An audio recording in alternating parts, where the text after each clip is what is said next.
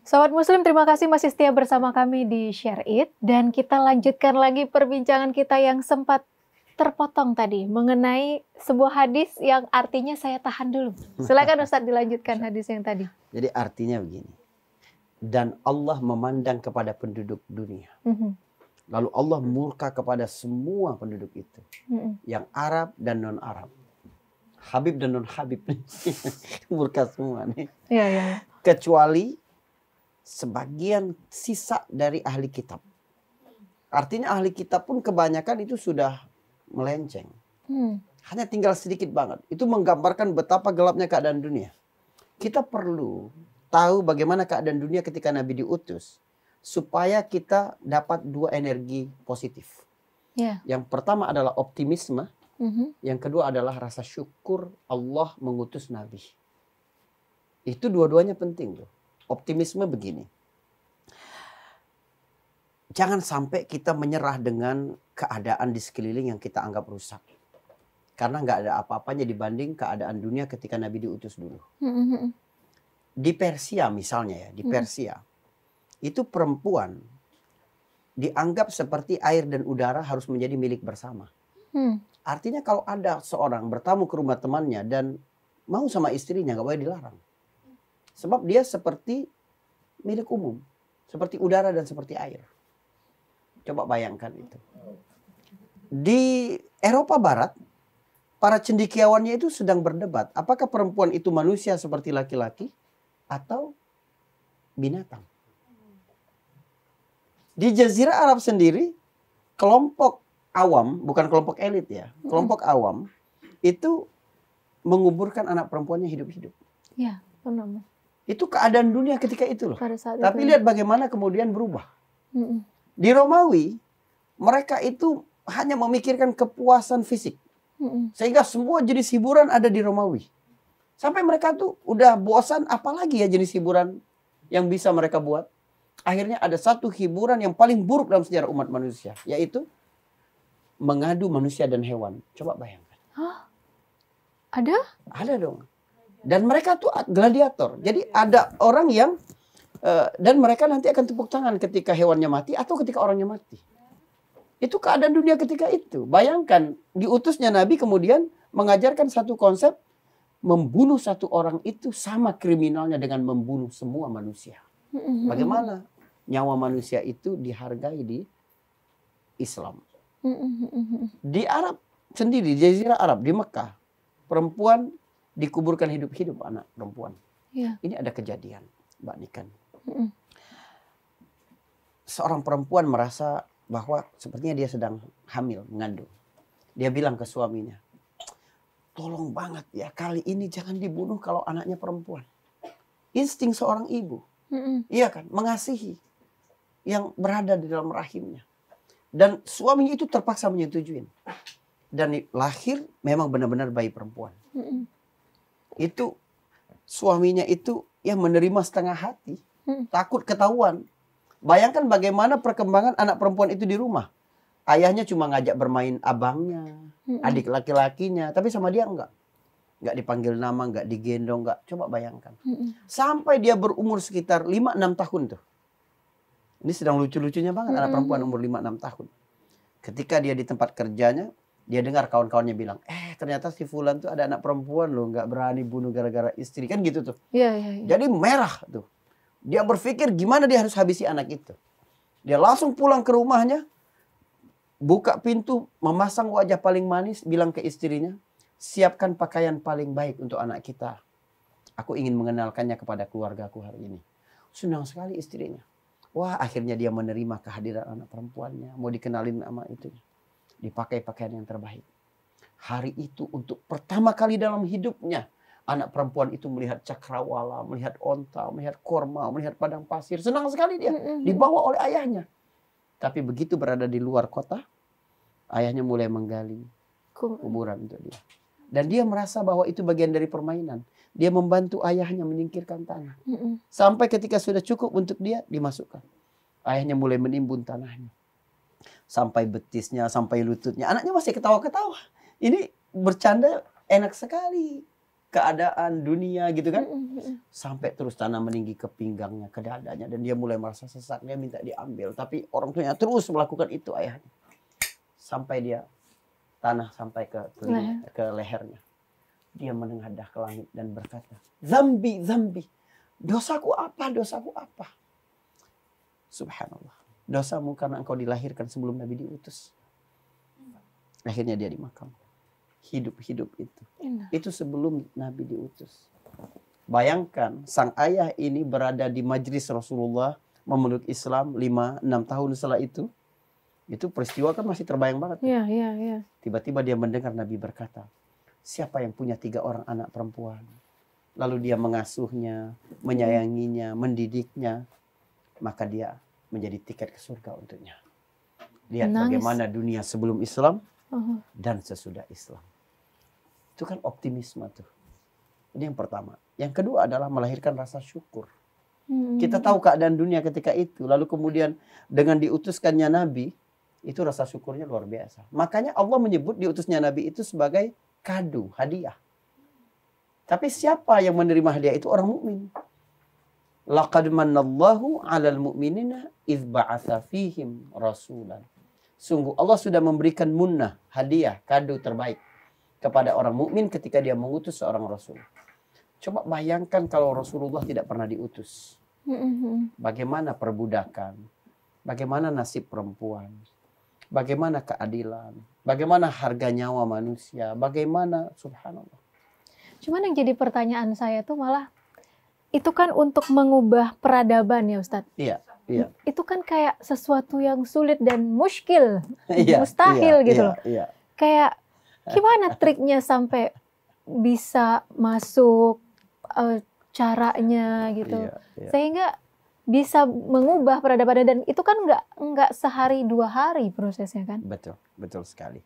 Memang ini adalah proyek jangka panjang. Iya. Makanya membangun sumber daya manusia itu bukan amalan 1-2 hari, bukan. Tapi memang butuh kesabaran. Itu yang dilakukan oleh Nabi SAW. Makanya orang tua yang tidak sabar, pingin anaknya segera jadi orang, segera baik, ya, tidak menerima anaknya itu memang akalnya belum sempurna karena umurnya masih 5 tahun, 6 tahun. Itu sebenarnya karena kurang referensi, tidak menjadikan Nabi sebagai coachnya. Nabi itu bagaimana bahasa kepada anak kecil, bahasa kepada remaja, bahasa itu kan berbeda-beda. Sebab mereka butuh pendekatan yang berbeda-beda, gitu. Jadi Nabi nggak mau misalnya menjatuhkan anak kecil sehingga mentalnya jatuh, kemudian dia tidak mau menerima pelajaran yang baik dari situ. Jadi apa kuncinya? Nabi memberikan keteladanan. Nabi menjadikan Allah sebagai sentral dalam hidup. Nabi menyadarkan terus tentang hakikat kehidupan dunia. Nabi mengingatkan kita tentang visi akhirat. Ini pilar-pilar pendidikan Nabi Shallallahu Alaihi Wasallam yang membuat sukses dalam membangun peradaban. Tapi hasilnya coba lihat. 13 tahun saja berselang setelah Nabi wafat, Persia dapat ditaklukkan oleh kaum muslimin. Itu adidaya tuh. Jadi Mekah itu dulu kalau sekarang ya, itu negara nomor berapa tuh di PBB tuh. Tiba-tiba mengalahkan Persia adik kuasa. Kemudian mengalahkan Romawi adik kuasa. Indonesia bisa nahan imbang sepak bola peringkat 25 dengan 133, kita di 133. Itu aja udah luar biasa tuh, kita merasa takjub. Berbangga. Bagaimana dengan bangsa yang dulu dikenal sebagai pengembala kambing lalu memimpin peradaban? Jadi memang harus berkaca dari sirah. Sirah ya. Iya, kita harus meniti loh jalan kesuksesan itu. Apa yang dilakukan Nabi itu bisa kita lakukan berarti. Biar ada harapan untuk perubahan. Begitu. Berarti memang ada beberapa kajian atau hal-hal yang mungkin harus lebih banyak disosialisasikan lagi ke masyarakat supaya memang hal ini tuh menjadi normalisasi ya Ustadz, bahasanya mungkin gitu kali ya? Iya. Artinya gini, bagaimana kita menyajikan sirah itu, orang merasa bahwa ini dekat dengan kehidupan dia. Karena orang kalau merasa itu tidak dekat dengan kehidupan dia, nggak tertarik. Saya misalnya bilang, tadi ada kecelakaan motor. Nggak ada yang tertarik. Tapi kalau saya bilang di Matraman, Mbak Niken langsung, dekat rumah saya itu Ustadz, di mana nih? Iya. Tertarik kan? Tertarik. Jadi Berarti, semakin dekat dengan kehidupan seseorang, semakin orang itu tertarik. baik. Nah, gimana kita mendekatkan kejadian 1500 tahun yang lalu dengan kehidupan keseharian pada hari ini? Ada sesuatu yang menarik yang pengen saya tanyakan, tapi setelah yang satu ini. Insya Allah. Para sobat muslim, jangan kemana-mana. Kita akan lanjutkan lagi perbincangan kita yang semakin seru. Tetap bersama kami di Share It.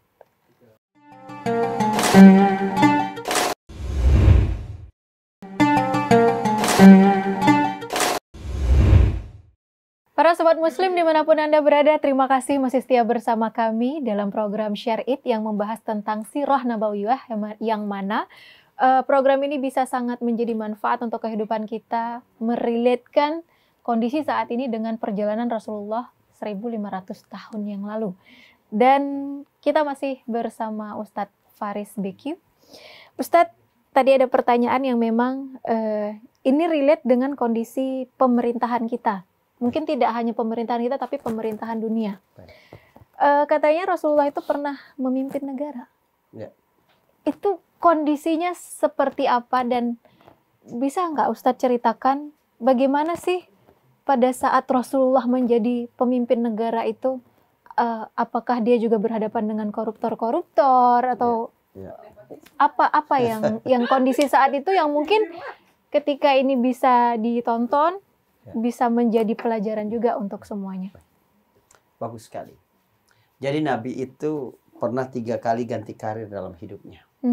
Nabi pernah menjadi karyawan ketika mengembala kambing atau ketika pertama berdagang harta Khadijah. Kemudian Nabi pernah menjadi pedagang, pebisnis. Nabi pernah sampai pada level CEO. Karena Khadijah kemudian memberikan seluruh hartanya hibah kepada Nabi. Lalu Nabi mengolah bersama harta-harta orang Quraisy yang lain. Makanya banyak titipan orang Quraisy itu bukan nitip karena keamanan, bukan. Tapi mengolah harta itu. Jadi Nabi bersama As-Sa'ib ibnu Abi Sa'ib. Ini nama keberapa yang saya sebut? 53. Baik. Ini bersama As-Sa'ib ibnu Abi Sa'ib. Nabi mengolah harta orang Mekah itu. Yang ketiga, Nabi karirnya sebagai kepala pemerintahan, kepala negara. Ketika di Madinah. Kita lihat ya, bagaimana Nabi itu menjadi sosok yang sukses di setiap fase kehidupan dia. Dia menjalani apapun itu. Maka ketika Nabi menjadi seorang pemimpin misalnya, ada banyak keteladanan yang dapat diambil oleh pemimpin. Dan kita kalau bicara pemimpin, ini bukan cuma waktu mau pilkada aja. Atau mau pilpres saja, tidak. Karena setiap kita ini pemimpin. Artinya nilai-nilai kepemimpinan dalam diri Nabi itu harus kita terapkan dalam kehidupan kita. Misalnya Nabi kepada para sahabat. Nabi itu pernah bilang begini. Innama analakum bimanzilatil walid. Kedudukanku ini di tengah kalian seperti seorang ayah. Ternyata pemimpin yang baik itu memang harus bersikap kepada bawahannya seperti ayah. Ayah itu lambang ketulusan dan pengorbanan loh. Mengayomi. Iya. Tapi ayah bagi semua orang. Bukan ayah bagi anak kandungnya saja. Oh iya benar. Lalu kemudian memberikan fasilitas-fasilitas kepada anak-anaknya, bukan. Tapi gimana memakmurkan seluruh rakyat, harus begitu. Kenapa senyum-senyum? Kita nggak bicara tentang siapapun, kita bicara tentang bagaimana relate-nya kehidupan Nabi dengan kehidupan pada hari ini. Nggak, saya senyum ada kondisi di Konoha aja, Ustaz. Masya Allah. Begini, dalam pendidikan pun ya, guru yang baik itu adalah guru yang bersikap kepada anak didiknya itu seperti ayah. Makanya beberapa kasus bullying misalnya di sekolah, itu karena anak-anak tidak mendapatkan peran ayah dari guru-guru mereka. Iya. Kalau mereka mendapatkan peran ayah, mereka merasa bersaudara dengan murid-murid yang lain. Tapi ini mereka tetap membangun sekat-sekat. Kamu siapa, aku siapa, itu orang lain. Tapi ketika mereka merasa bersaudara, coba bayangkan kalau sekiranya seorang gubernur kepada bawahannya itu seperti kepada anak-anaknya. Seorang presiden kepada bawahannya seperti anak-anaknya. Seorang kepala dinas seperti kepada anak-anaknya. Itu luar biasa sekali. Bagaimana leader as a father bekerja dalam pemerintahan, dalam organisasi, itu luar biasa sekali. Tapi dengan kelembutan sebagai seorang ayah, Nabi tetap tegas terhadap nilai-nilai keadilan, terhadap nilai-nilai hukum. Maka ketika ada seorang perempuan dari Bani Makhzum yang mencuri, para sahabat itu minta Nabi jangan dihukum deh, karena dia ini wanita terhormat. Nabi marah. Nabi sampai berkata, "Lau anna Fatimah binti Muhammad saraqat laqata'tu yadaha." Kalau Fatimah anak Muhammad yang mencuri, aku yang akan potong tangannya. Enggak peduli. Kalau memang anaknya terjerat KPK misalnya sekarang, ya nggak apa-apa. Nggak usah dilindungi. Nggak usah gitu. dilindungi. Karena ini untuk kepentingan yang lebih besar. Ya. Karena ini urusan hukum. Maka Nabi menampilkan keteladanan yang luar biasa. Bagaimana dia menjadi pemimpin mengayomi semua.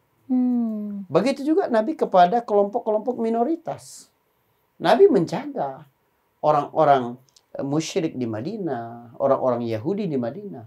Jadi Yahudi itu diperangi di Madinah bukan karena mereka Yahudi, tapi karena mereka berkhianat kepada konsensus bersama. Kita dalam kehidupan bernegara ada konsensus bersama tuh. Kalau siapapun yang berkhianat ke situ, ya harus ditindak supaya menjaga keutuhan negara. Itu yang dilakukan oleh Nabi Shallallahu Alaihi Wasallam. Dan bagaimana Nabi kemudian menjaga mana hak-hak keluarga, mana hak rakyat, mana hak Allah. Dia tetap beribadah, dia tetap menjadi suami yang baik, ayah yang baik, tapi dia terus peduli dengan rakyatnya, hands on pada hal-hal yang kecil pun. Bagaimana ini harus berjalan dengan baik. Itu kan satu peran yang luar biasa yang ditampakkan oleh Nabi SAW. Sehingga Madinah kemudian menjadi portofolio negara terbaik dalam sejarah kehidupan manusia. Ada nggak contoh lain seperti negara Madinah di zaman Nabi? Nggak ada. Piagam Madinah itu menjadi inisiator bagi piagam hak asasi manusia PBB. Oh. Iya, seluruh poin-poinnya itu kemudian kan diduplikasi untuk kehidupan hari ini sehingga menjadi poin-poin dalam piagam HAM itu. Dan itu diakui oleh ahli pemerintahan. Ini yang dilupakan orang-orang bahwa ternyata ketika orang-orang bilang orang-orang Yahudi itu pintar, padahal mereka pun sebenarnya menduplikasikan apa yang banyak sekali. Sudah Dunia dilakukan ini Rasulullah. Betul, terhutang dengan Islam. Dari sisi pengetahuan, teknologi, itu umat Islam yang menemukan itu. Saya beberapa waktu lalu ke Uzbekistan itu melihat misalnya ada alat-alat tentang pengamatan astronomi itu. Bagaimana dulu di zaman Ulubek, zaman Islam dulu kemajuannya sudah sampai di mana. Kemudian ilmuwan-ilmuwan yang lahir dari situ seperti apa. Belum lagi di Andalusia tuh kalau kita pergi. Belum lagi dunia ini berhutang kepada Islam tuh. Tapi memang kita kalah dalam narasi. Sehingga sejarah itu diceritakan dalam versi musuh. Ya pasti nggak adil dong. Iya, nggak balance. Iya, nggak balance tentang hal itu. Ustadz, kembali lagi ke kondisi pemerintahan. Kita kan dalam satu ayat itu dibilang sami'na wa ata'na. Betul. Apa yang dikatakan pemerintah, maka kita ikut jalankan. Tapi kalau kita mau berkiblat, maksudnya pada apa yang menjadi keputusan pemerintah, kita mengikuti juga. Tapi ketika kita tahu pemerintah itu zolim, korupsi ada di sana, segalanya di sana, kita harus tetap mengikuti pemerintah tersebut atau seperti apa? Ya, jadi dalam konsep Al-Quran ya, ketaatan itu ada 3 tuh. Taat kepada Allah, taat kepada Rasul, taat kepada pemerintah. Nah, redaksi Al-Quran itu menarik. Ati'ullah wa ati'ur Rasul wa ulil amri minkum. Ati'ullah wa ati'ur Rasul wa ulil amri minkum. Taatlah kepada Allah, taatlah kepada Rasul dan pemimpin-pemimpin kalian, pemerintah. Kata Allah dan kata Rasul disebutkan kalimat taatlah. Tapi untuk ulil amri, pemerintah, itu cuma cukup dan. Nggak ada kalimat baru, taatilah. Kan ada 3 objek tuh, Allah, Rasul, pemerintah. Allah nggak bilang taatlah Allah, taatlah Rasul, taatlah pemimpin. Tidak. Taatlah Allah dan taatlah Rasul dan pemimpin-pemimpin kalian. Seolah-olah ketaatan kepada pemimpin itu nggak bisa independen. Harus tergantung dengan ketaatannya kepada Allah dan Rasul. Kalau keputusannya itu tidak bertentangan dengan ketaatan kepada Allah dan Rasul, kamu taat. Tapi kalau keputusannya itu bertentangan dengan aturan-aturan Allah, menzalimi, ya, kemudian hilangnya keadilan atau menyusahkan, nggak bisa kita taat. Sebab tidak ada ketaatan kepada makhluk dalam urusan bermaksiat kepada Khalik, kepada Allah Subhanahu wa taala. Berarti kita boleh punya pilihan mengikuti ulil amri yang lain. Oh enggak. Artinya begini. Kalau kita lihat, kita pandang itu sebagai kemungkaran, maka kita juga perlu memilih cara yang elegan. Cara yang dibenarkan syariat untuk mengingkari kemungkaran itu. Sebab ada kaidah penting nih Mbak Niken. Tidak boleh nahi mungkar kalau itu dapat mengakibatkan kemungkaran yang lebih besar. Misalnya kita melihat kemungkaran tuh. Kalau kita melakukannya dengan satu respon yang berakibat lebih besar lagi keburukannya, nggak boleh kita lakukan. Orang lagi mabok, kita datang ke dia dan bilang, oh Allah nggak suka, Allah berfirman, Allah ceramain itu. Nggak bisa dia. Dia lagi mabok, dia bisa jadi akhirnya mencela Allah. Mana Allah mau panggil mabok sama aku, kan bisa dia bilang gitu. Sementara mencela Allah itu dosanya lebih buruk daripada minum itu sendiri. Ya betul. Berarti... Maka nggak boleh waktu itu melakukannya. Jadi melakukan nahi mungkar baru boleh kalau kita bisa memastikan tidak melahirkan kemungkaran yang lebih besar. Nah, kepada pemerintah juga begitu. Takut kita nanti terjadi huru-hara, terjadi ketidakstabilan politik, terjadi gitu. Maka caranya responnya harus strategik. Responnya harus benar, terukur. Baik Ustadz, terima kasih untuk hari ini. Ini banyak sekali insight-insight yang bisa kita siarkan, yang bisa bermanfaat untuk kehidupan kita. Apalagi tentang 3 ayat yang menjadi energi sirah.